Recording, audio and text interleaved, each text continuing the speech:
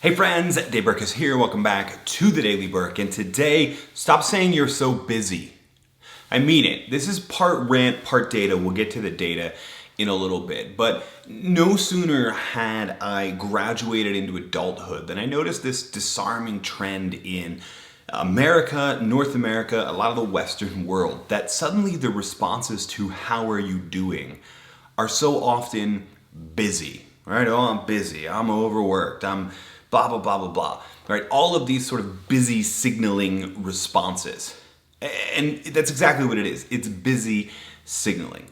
The truth is, when you signal that you are busy, right? It's one thing to signal that you're in demand, that you've got a lot of projects, etc. But when you exasperatedly signal that you're busy, what you're actually telling people is that you haven't figured out a way to manage all of the priorities that you have to fit into 168 hours a week. We all get the same amount, 168 hours a week.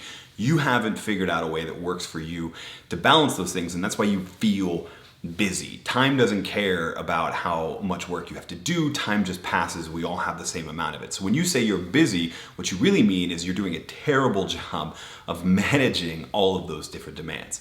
And that might actually be why some data reveals that people who take all of their vacation time actually have a slightly higher chance of getting promoted. The people who can do that great work on demand, that great work, and still have time to pull back and balance their life with other things, those people get promoted more often. They're much more likely to get raises.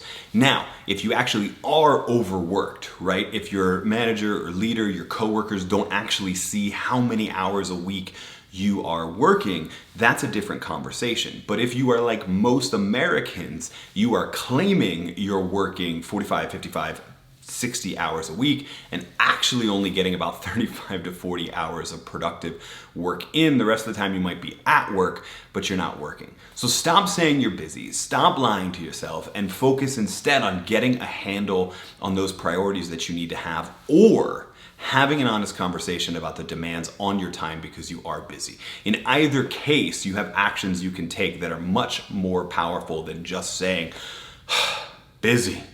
Stop saying you're busy. Thanks so much for watching this episode of the Daily Burk. Harsh episode, I know. Thanks for sticking in there. Leave a comment below. Let me know. What are you going to start saying instead of you're busy? What is the truth about your status? Me, I love to respond that I am doing awesome.